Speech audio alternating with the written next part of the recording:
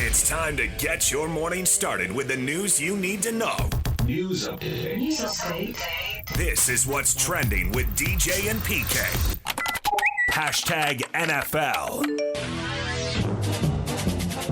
Here's the snap, four-man rush, back to pass, looking left, and stretching and reaching for it is Kincaid, and he stumbles into the end zone for the touchdown. Fakes the snap, Allen gonna roll left, looking for someone in the end zone, and now Shovel passes it, complete to Jackson Hawes for his first career touchdown from 5 yards out. Here's the snap, back to pass, fires, it's intercepted, picked off by Terrell Bernard, coming the other way and out of bounds at the 40-yard line. Terrell Bernard, Mr. Fourth Quarter, comes up huge. He read Tua like a book. The Buffalo Bills beat the Miami Dolphins 31-21 PK, and we'll have Pablo on here, Pablo Mastroni, and he'll talk about sports in a game of moments. And Miami battled for most of 3 hours there, and it was even. Tied at 7-14-21. But that last interception right there, a killer. The Bills had gone down, taking the lead. Miami was driving, had a chance to match him. Maybe it's headed to overtime. Anybody can win. You throw a pick, and then the Bills did an expert job of just killing the clock, getting down into field goal position, kicking a field goal, and up by 10 with less than a minute to go, and that was the game. And maybe they score a touchdown, and the Bills do that and win the game anyway. Possibly, yes. One play is a killer. They're all as the same, equal importance. Bills improved to 3-0. Josh Allen, 213 yards passing, 3 touchdowns. And the Bills keep it going and presumably will next week against the Saints. Oh, most definitely. They're unstoppable. Big games this week. Who do you have your eyes on? Rams and Eagles? Looks pretty big over there in the NFC. Rams and Eagles, huh? Sure. I'm still waiting for some teams to, I don't want to say develop. Emerge, maybe? Show what they are, who they are, what they'll be the rest of the season. Because it's still too early to make some type of pronouncements on teams we're not sure of. There are some teams we are sure of. You just spoke of the Bills, obviously. We're very sure of them. We expect them to be in the postseason. But some 2-0 teams, are they really that good? Not sure yet. Some 0-2 teams, obviously Kansas City topping the list. Would you really be that bad? Don't want to go there yet? Are they the only 0-2 team you have a doubt about? I'm looking here at the list of the rest of the 0-2 teams. And Houston's 0-2. That's surprising, I would say. After Kansas City, maybe they're the next one. Yeah, there's still time for them. Giants, Bears, Saints, and Panthers. I don't think we thought any of them were going to do anything. Giants, Bears, Saints, Panthers. Okay, yeah, I would agree. Obviously, we expect more of the Chiefs. Titans 0-2, Texans 0-2, Browns 0-2, Jets 0-2, and now the Dolphins 0-3. I would probably say Kansas City is the biggest surprise, then Houston, and then Miami.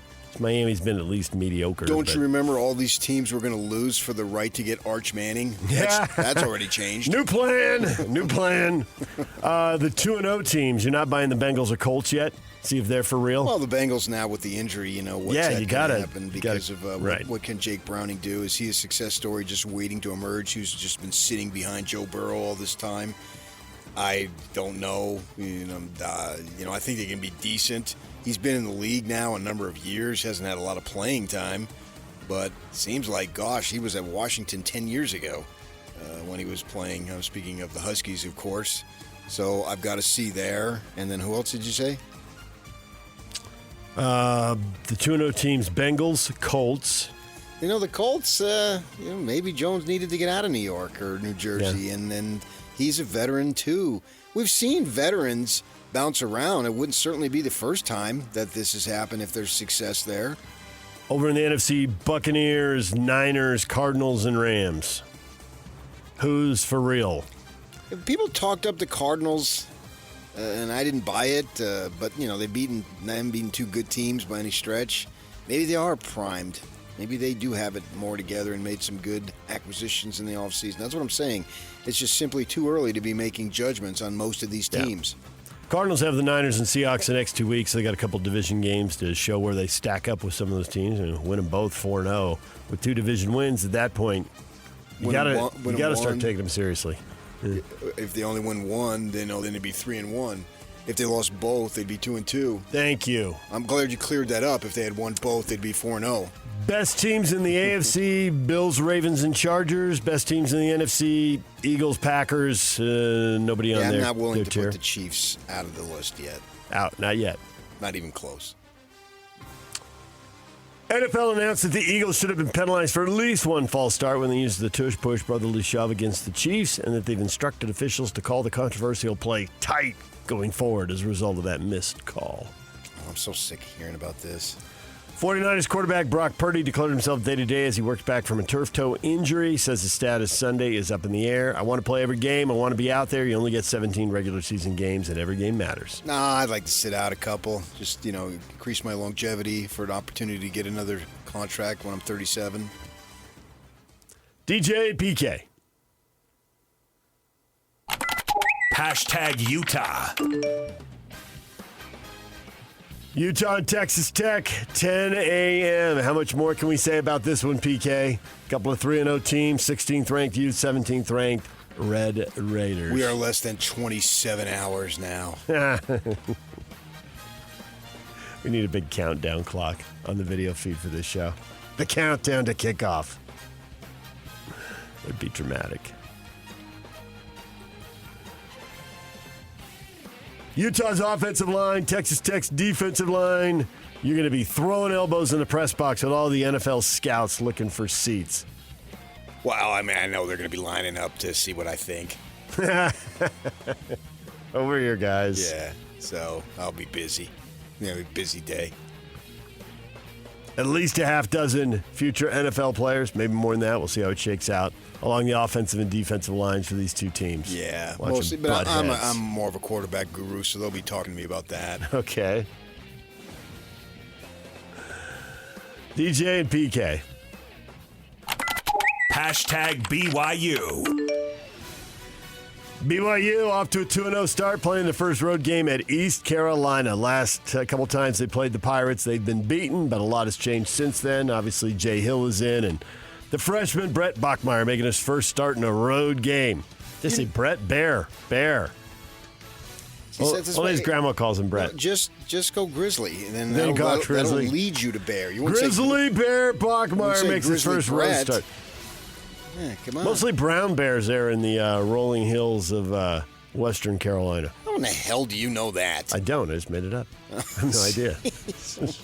just ad-libbing. Well, we found out what people who go on the airwaves and tell us false claims. Okay. East Carolina 2-1. They lost to opener NC State 24-17. That got on me. Jeez. Yeah, that was gross. 5:30 kickoff on ESPN2 for that game. Or if there's a game before. And maybe 5:40 or 5:45. I have my food ready to go. Don't tease me. You don't take the first bite till kickoff? Right. Very structured? Yes. Want to enjoy it. As opposed to me just grazing throughout the day, putting on a few more pounds. Not Zach. food pregame. That doesn't work. DJ PK. Hashtag Utah State. Utah State and McNeese, the money game. The Aggies chance to get to 3-1 here, a third of the way through the season. An excellent opportunity to get to 3-1. Scotty G's got the call on the Zone, starting at 5 o'clock. Kickoff at 6 on KMYU and streaming on the Mountain West Network. Yeah, should be a snoozer, a formality, and we'll have to just bear with it for a week and then get back into it. Unless I'm totally shocked. We would be totally shocked. McNeese just lost to Weber State in a wild 42-41 game. Right. Weber State went back there and won. DJ and PK. Hashtag college football. So in the first TV window, you got Utah, Texas Tech. In the third one, you got BYU. What will you do with your afternoon, PK? Got a battle of ranked teams, 1:30 on ABC, number 11, Oklahoma, and number 2, Auburn. A little SEC football for you. I'll be traveling back from Rice Eccles Stadium. Well, not for 3.5 hours, but yes, for part of that That's time. traffic. You ever try Foothill? Yeah, actually. Jake Retzlaff in You Tulane. try Foothill on an hour or 90 minutes after the football game? I don't think you do. Yeah, actually. Not since the stadium's been expanded, you haven't. Tulane at 13th ranked Ole Miss, 1:30 on ESPN. If you want to watch Jake Retzlaff, they're undefeated. Can they handle Ole Miss? CBS has the Big Ten game. Number 21, Michigan playing Nebraska. Are the Huskers back? Back to what? Back to being relevant. Good. At least 8-9 win territory. If not, up there with the big dogs. You know. That's what you said. Off to a 3-0 start. The only game that was competitive, they squeaked past Cincinnati in their opener, being a Big 12 school. So, conference test for the Huskers now. Locally, Utah Tech's hosting Northern Iowa. Weber State hosts Butler. SUU is at UC Davis. And the ACC, in probably the least shocking news, is closing in on a change to its scheduling format that will require all league teams to play at least 10 games against Power 4 competition. The number of interconference games played, 8 or 9, remains a sticking point, according to some reports. Some ADs are concerned that 9 conference games will hurt them. Strength of schedule might not be good enough. Who, Kentucky? I don't know. I don't know which ADs. Who are they replacing it with? Who did they play before? Well, that'll So vary. aren't you that'll vary indicting school your to own school. conference? We suck? Yes. They don't even realize they're doing that by saying that. And there might be other schools in there worried that the 9 conference games will make them end up with the 11 power games also. Because if you're playing 9 in conference, every one of those teams has an in-state game to play every year, and then Why you would rotate. be worried about And then you playing rotate that? through Notre Dame. So People don't like. Why do you have in your mind, go as easy as possible? Because I just read a story about that's exactly what TCU is doing and dropping SMU. That has they're nothing playing- to do with SEC. And they're playing 11. No, well, this would be the ACC. You're right. It doesn't have anything to do with the SEC. But there are a lot of people in college football are like, hey, I want 2 guaranteed wins. Then you're not going to get it anyway. You're not going to get what you're. Okay. If that's what your mindset, Well- you're already defeated before you put on your jockstrap. Go tell TCU.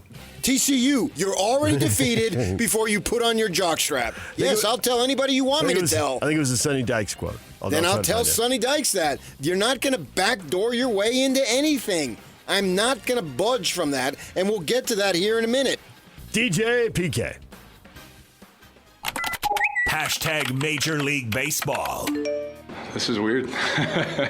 I have a lot of thank yous to get through, and I can't have time today to do it justice for all the people that have helped me along the way and got me to this point.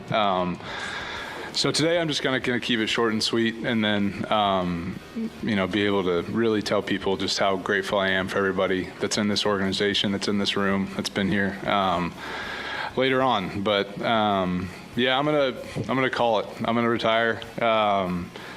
We've talked about it a lot. Ellen and I have talked about it a lot. Kiddo's talked about it a lot, and I'm at peace with it. I think it's the right time.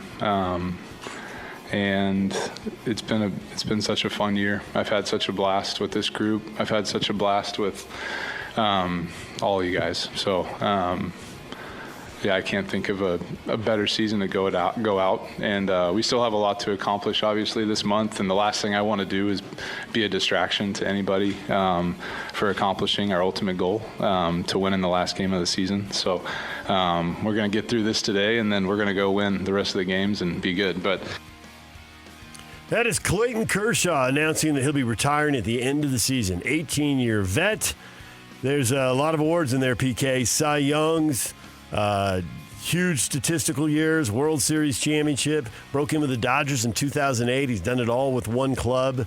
And the way pitching has changed, man, how many people going forward are going to have a chance to do what he's done all in one place? Pile up those numbers, because now you're in an era where pitchers are getting pulled after 4 or 5 innings, let alone 6 or 7. Yeah, he's my all-time favorite Dodger. I've been following this team closely since I was 15 years old. And they had the games on KTAR, 6:20 a.m. in Phoenix. Vin Scully, Ross Porter, Jerry Doggett, and all those people. So all he's those moved people past together. Ron Say, the guy you were going to replace at third base, to the very top of the list. Yeah, absolutely. I have some personal reasons there, and yeah, absolutely. So it'll be a loss in my life, but I agree with him. It is time. 18 years in the bigs will make his final regular season start at Dodger Stadium tonight. Dodgers and Giants at 8 o'clock. Giants still trying to get into the playoffs. Can they pull it off? No, they can't. But I thought you told me a couple days ago that the Padres wanted to play the Mets. You sure about that? Now, right now, they don't want to play anybody. They don't look capable of beating They don't anybody wanna in the play postseason. anybody? They don't look capable of beating anybody in the postseason. Then why would you worry about whether you finished first or second? A couple days ago, you were worried about it. Now you're not worried about it at all. Now they even lose 2 out of 3 to the Mets, who But basically you told played. me that's who they wanted to play. Yes, I would rather play the Mets than the Cubs, which is what they look like they're on track to do. But why would you want? Now you don't want to play anybody. You just want to quit here in. I do not 8 want to days. quit, but my faith in their ability to beat anybody is struggling. Right, but when has that ever changed? Your fandom, you've always tried to protect yourself against losses. That's every team you ever rooted for. That's the way Yeah, you they've all felt. sucked. Right. I mean, No, so that's not true. Your fandom There've is been- nothing. It's there've going to been- be summed up in "woe is me." Well, there is a lot of that. Yeah. Earned Your little justifiably feelings, by they the get results. hurt when your teams They lose. did, but I have been more excited about other eras of teams. It's been a pretty good era, considering they haven't even been sniffing the postseason for a decade before this run here. But it doesn't look like they have the toughness and the grind. Hey, we need to win. We got to grind Then why one out did you here. tell me they wanted to play the Mets? Because it the doesn't Mets, matter. It doesn't now. Losing 2 out of 3 to the Mets. They're struggling with these guys, too. Good grief. Yeah. Pull it together. And maybe they will in 2 weeks, and they'll get on a roll. It could happen. But it has not been encouraging here lately. Then why did you tell me they wanted to play the Mets? Because I wanted to be encouraged. Because I'm not always woe is me like you say. So I want to play who I think is the least talented team. Go, guys! Bring it in. I'd like to Family show on them- 3. I'd also like to see that they can grind it out right now and win the division, and it's something, and it gives me faith that they'll be able to grind it out in October. But instead, it's like they're going sideways except when they're going backwards. They got a losing record since August 23rd. I mean, it's almost over the last month. It's not quite a month of baseball. No, it's not. I believe that we were like maybe 4 days short. Yeah. But then accounting off days, I don't know. Maybe it's even less than that. 9-14. They are not inspiring confidence right now. Then why didn't you tell me that 3 days ago? Because I thought they were getting into the swing of it here. Let's go. So when they were 8-12, you had more confidence? They weren't 8-12. Well, But wait you said that was before the Mets series, right? Yes, going into So the a Mets. couple losses and one less win. Going into the Mets series, they were actually 7-3 in their last 10, and I thought, okay, they're turning it around. They're pulling it together a Now little you're just bit. picking and choosing numbers to your advantage. You always do that. Well, except that some of the numbers were to my disadvantage. They got hot, they got cold. They got hot, they got cold again. Well, now it's their turn to get hot. That could Things are happen. looking up. That could happen, and it would be great if it did. I pray But for they're you. not inspiring faith. Go Padres. I saw you told me a couple weeks ago they've got the softest schedule down the stretch. Well, that's what they said. Well, and it's true, but it was true. And part of that is because they had a week against Colorado, who's really bad, and the Mets, who are bad over the last 45, 50 Yeah, I think games. it was 7 games against the Rockies that led to it. Yeah. So they went 5-2 against the Rockies, and now they dropped 2 or see? 3 to the Mets. So you should root, instead of playing the Mets in the postseason, root for the Rockies. and you realize the Rockies were eliminated a couple months ago, but thanks for They that were nonsensical answer. eliminated about 1993 when they joined. Hunter Green tossed his first career complete game shutout, a one-hitter. Reds beat the Cubs 1-0. We don't get to talk about a lot of complete games. One pitcher going the distance in a shutout. We'll see teams get shut out, but there's usually 3 or 4 pitchers out there. Yeah, for sure. Yeah, he was a high pick. He might have even been number 1. So they've been expecting great things out of him. The Reds are 1 game over 500 right now. chasing a wild card, which is the Mets. The Reds are 2 games back of the Mets, and so are the Diamondbacks. Giants are 3 back right now. Can't wait to find out the standings Monday morning. Cleveland on fire. You buying them? 3-1 over the For Tigers. sale? They're Yes. a great organization. They were talking about that on Baseball Network just last night. They've been on fire for a couple weeks here. It wasn't that long ago they were actually down double digits. Where are I think they it was in the 12 games standings? in the race. 3.5 back in Detroit. But they also have a shot at the wild card. Of course they do. Game and a half behind the Red Sox for the last Right. wild card. Yeah. That Did was the the Jazz Sox. win? We'll tell you next. The Bees beat the Aviators 8-4. Game 4 in the series tonight. First pitch, 8 o'clock. Tony Parks is on the call at 7:50. DJ and PK. RSL.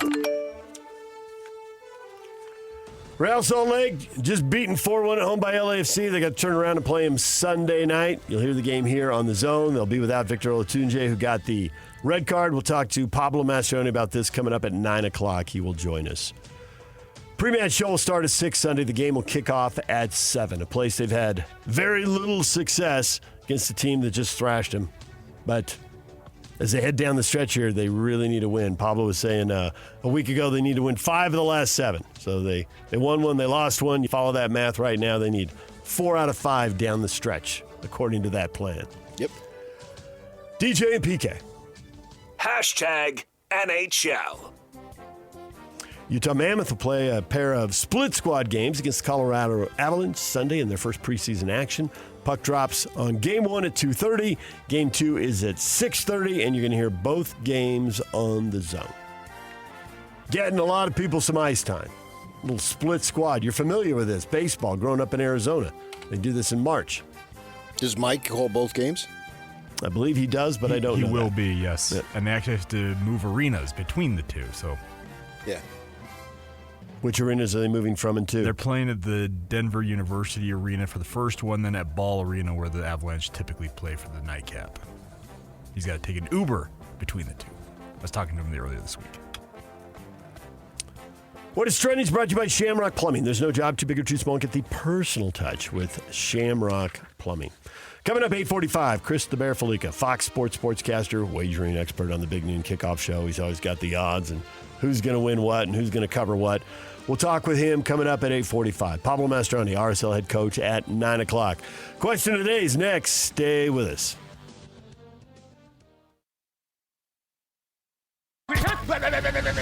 It's game week for the Aggies, and the KSL Sports Zone is getting you ready for kickoff. Bronco Mendenhall and the Aggies are back at Maverick Stadium this week as they welcome in McNeese State. Listen all week long for the best coverage of Aggie football and your chance to win tickets to the game. Then, catch all the play-by-play action beginning with the Aggie pregame show this Saturday at 5 on 1280 The Zone. Your exclusive home for Aggie football is live on air, online, and on the KSL Sports app. This is 97.5, the KSL Sports Zone. Don't miss your chance to win big every week on The Zone. This week on Win Ticket Wednesday, win tickets to see Breaking Benjamin in 3 Days Grace live at Utah First Credit Union Amphitheater on September 27th. Tickets are on sale now at livenation.com. Listen to The Zone all day Wednesday for your chance to win.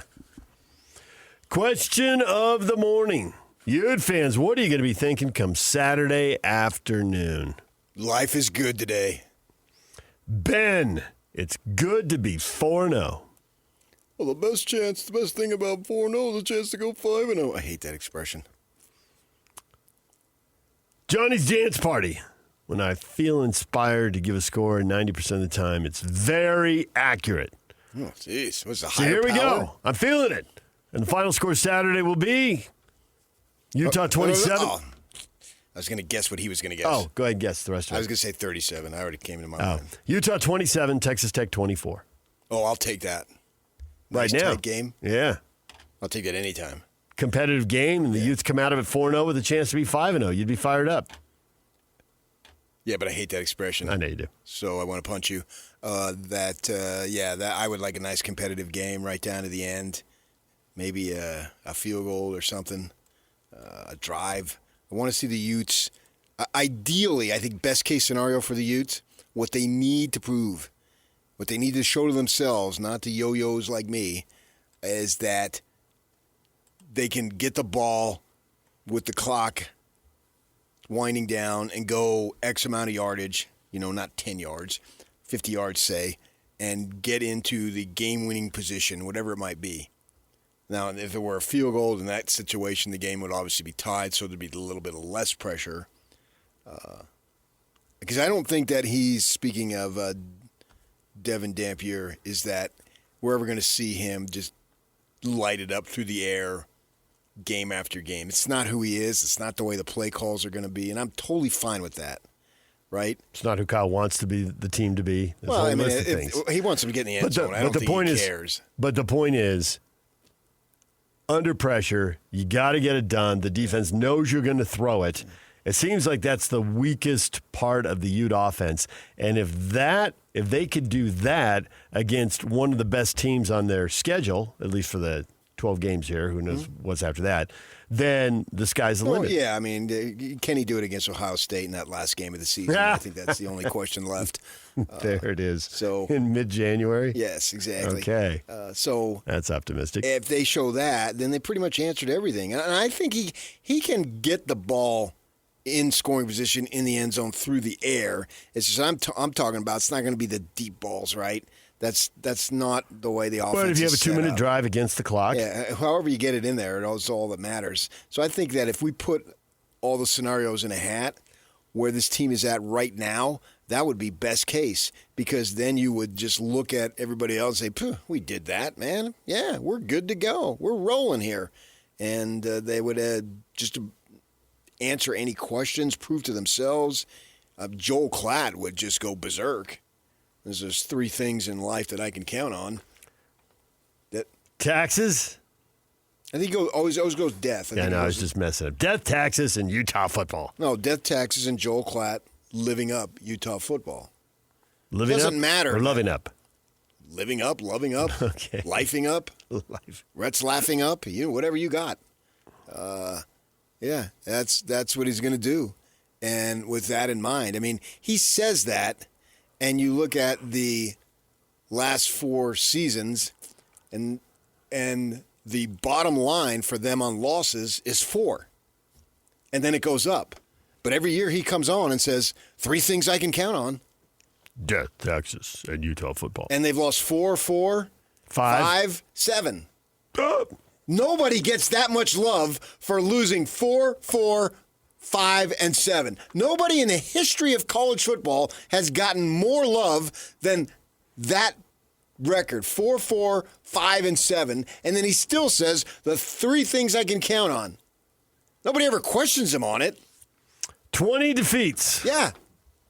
Name me another program that's had 20 defeats in the last 4 years, and the number 1 analyst on a network college football, who that's all he does. He's not like Herb Street. Herb Street does NFL, so you got to put him out of the equation. He only does college football, and says the 3 things I can always count on. If that doesn't prove my point that Utah receives the maximum amount of love, then I don't know what does. 33-20. Get the love. Yeah. 3 things you can always count on. Even in the big years at 20-8. And those are 2 conference championship teams. Mm-hmm. But 20 wins and 8 losses. And you look at most of the big dogs that people want to be compared to. And in that same span, what are they sitting on? 4 losses? Maybe 6? Yeah. The other teams, like when Miami or USC or whoever's up and down, whenever they lose 8 games, there's speculation about their coach. Ooh.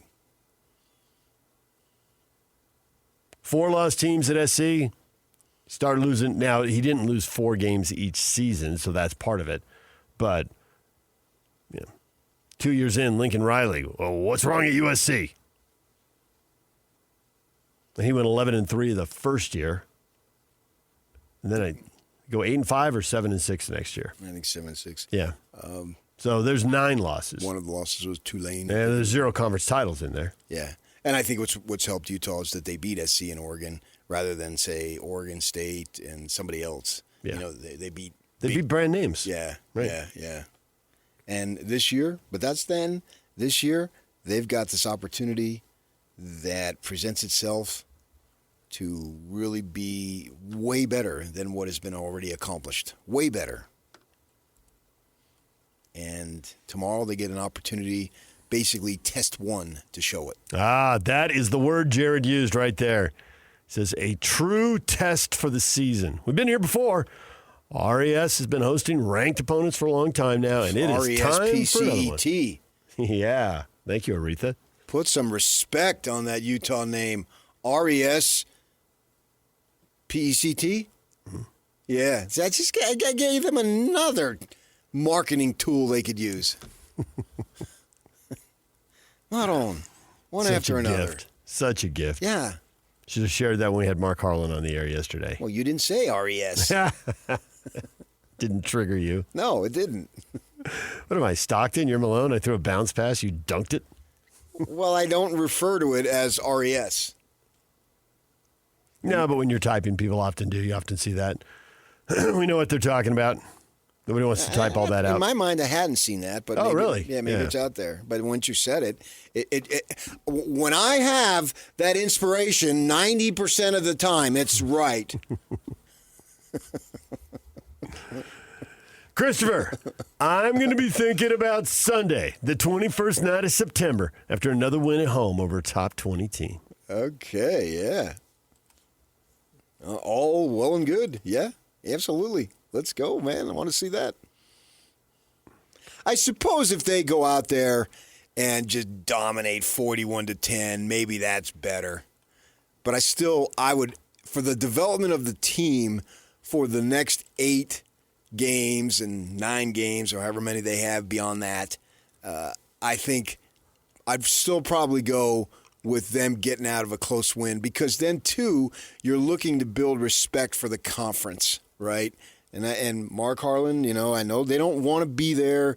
She gave them the truth serum. They'd rather be in the Pac-12. They'd rather be in the Big Ten. But here they are right now. And they didn't adjust to it well last year. Well, now they've got the year. That's Mark's words. Okay, I buy all that. And you are in this conference right now, and so you need this conference to do well. And I think that if they were to blow out Texas Tech, that would be good for Utes. It would be ecstatic for the Utes. But then start thinking, then this conference is that good. I mean, come on. When you said that, waiting for you to come up for there, I was thinking, so if the Utes win big, the 3, 4, 5 TDs, right? They're in control from the start, and they get it done, dominating fashion. Are we going to be in here Monday morning, and is the reaction going to be, how good is Texas Tech really? Because they hadn't beaten anybody. Right. Maybe they it was a lot of money. Right. And it might still work out for them one day, but maybe they're just not there yet. Right. That's a lot of players to add water, stir, and have a good team. On the defensive side of the ball, you get it, because there's a scheme and everybody has to move as a group, but one dominant player on the D-line can wreck a play, right? Even if mistakes are being made behind him. But offensively, to get it all together, it could take some time. Mm-hmm. And we've seen teams that change a couple players, especially if you end up changing a quarterback, but other players as well, and you get better over the course of a season. Right, but I think that actually, in a weird sense, a big-time blowout could maybe diminish a little bit of how good Utah is. Whereas if it's a grind right to the end, those are 2 big-time teams. In the short run, quick take, hot take reaction, it's easy to see how that'll happen. In the long run, it gets shown. If Tech regroups and they're 7-1, then it was a great win. Sure. And if they're 4-3, it wasn't a great win. But I just think that if the Big 12 can be slighted, it will be. I totally agree with that. And so people are looking for a reason not to believe. Of the 4 power leagues, there's one league that doesn't have a team in the top 10. Because if they're looking for a reason to doubt, right, they'll find it, right, and then you don't end up in the top 10. Right. And the ACC has their 2, and I think the SEC and Big Ten both have 4 in the top 10. And then a hard-fought win, I think, would be beneficial. I think if you ask your Mark, that's what he'd prefer. A great game, national television, right down to the end, gripping, nobody's sleeping in the East Coast. That excuse is out the window, And No, it's so you noon, can watch this ball game. And even if you don't care, if you're like me, the majority of the games that I watch that I don't necessarily care, if it's a great game, I'm into it. Like, I couldn't have cared less about Georgia Tech and Clemson last week. But it was a fun game. It was a fun game, and then there's a long field goal, and we don't really trust college kickers. But maybe it was so long that it's and like plus, I knew Georgia Tech was their fans were going to go berserk. Yeah. And they did. And nobody was going to die. So we didn't have to hear about storming the field. These are college kids. Let them do it. Well, I don't need everything like the NFL. And so I watched that. I'm flicking around, and then, wait a second here. That game's in the second half, and it's close. I'm locked on it. I couldn't care less who won that game. DJ PK at 97.5 The Zone. Chris the Bear Felica, Fox Sports sportscaster, wagering expert on Big Noon Kickoff. Does he think this is going to be a high-scoring game? A low-scoring defensive battle? And they get a little bit of access. This is they get the kind of access we've been talking about. We've been hearing about Tom Brady, and all the meetings and all that. What does he know? What does he think? What does he expect? That's coming up at 8:45. Pablo Mastroeni, RSL coach at 9. Stay with us right here on The Zone. It's game week for the Utes, and the KSL Sports Zone is getting you ready for kickoff. The Utes are undefeated at 3-0, but now the season really begins as the Utes open up Big 12 play at home against Texas Tech. Listen all week long for the best coverage of Utah football and your chance to win tickets to the game. Then catch a special early edition of College Football Saturday starting at 8 a.m. with the postgame show immediately following the game on KSLSports.com. Let's go then. Let's go, baby. Your home for the best coverage of Utah football is live on air, online, and on the KSL Sports app. This is 97.5, the KSL Sports Zone. The band of the day, Earth, Wind, and Fire, brought to you by Live Nation. For all the live concert events in 2025, check out livenation.com.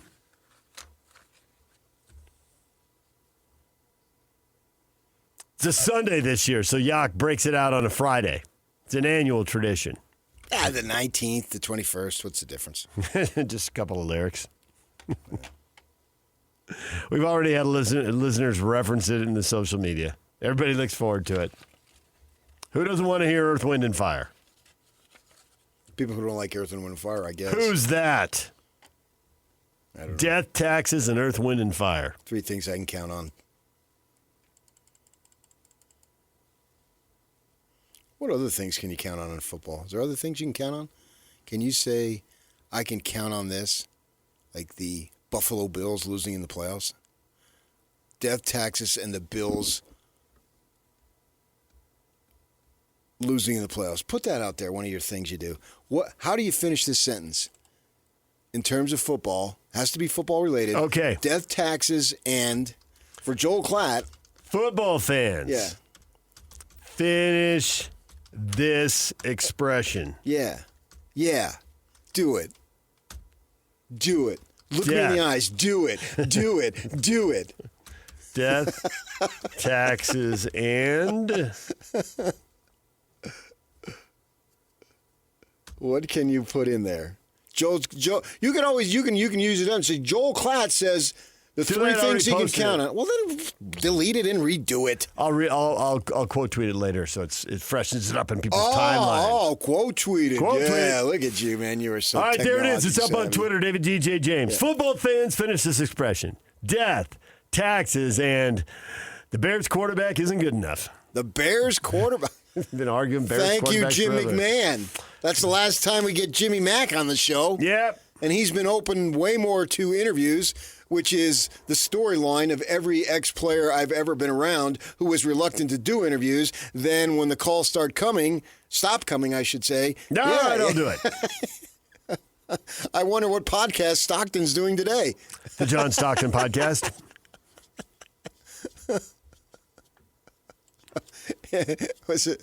What is? Does he actually have a podcast? I don't know. Oh, He does. I have to find the name of it, though. does he? Is it sports? Is it general? Is it politics? Or because he certainly waded into some controversial It's an things. intersection of all 3 of the things. An you just intersection. I love intersection. That's when a guy used to avoid intersections and go straight to the parking lot and into the car. Yeah. Hey, Utah football. Duh. Thank you, T. Colin 41. But that's Joel Klatt. Salt Lake Jake. Diarrhea. Ooh, yikes. I don't look forward to that. That's things I can count on. Death, taxes, and 8:30 kickoffs in November. It's called the Ultimate Assist. The Ultimate Assist? He is partnered with Dr. Ken Rickers as his co-host on the show. Dr. Kenny? I guess so. Well, get him on, man. We'll pump his podcast. We have tried. Come on, John. I love you. Our emails have gone unanswered. Oh, John. Tell him we'll pay him. He needs the money. Football fans finish this expression. Death, taxes, and Chewbacca says BYU referencing 1984. Smiley winking emoji, laughing crying emoji. You don't hear much about that anymore, do you? No, that's 40 years ago now. We really don't hear about that much anymore. At 10 and 20 years, you hear it, but then you get beyond that, it seems to kind of fade away. Plus, college football's changed so much and multiple realignments. More in the now. It's cool when it happened, but there's a generation of fans who just have read about it. They didn't live it. What can you say about BYU these days? Death, taxes, and paying big money for players? Oh, there it is. Death, taxes. I think you rephrase that. Death, taxes, and we will not be outbid. Oh, dog. Yeah. Wow. You went right to the midsection and a little lower. You got to go memorable. Use the quote that's already in the people's consciousness. But Santiago said that was a misquote. Oh, well, there you go. Death, taxes, and sellout crowds. Tough tickets in Provo these days. Good luck. Well, Utah's had 90 straight sellouts. I was thinking basketball, too. The whole "we will not be outbid," I think of it as a basketball. I mean, it's a BYU quote, but I think it was a basketball quote. We will not be outbid.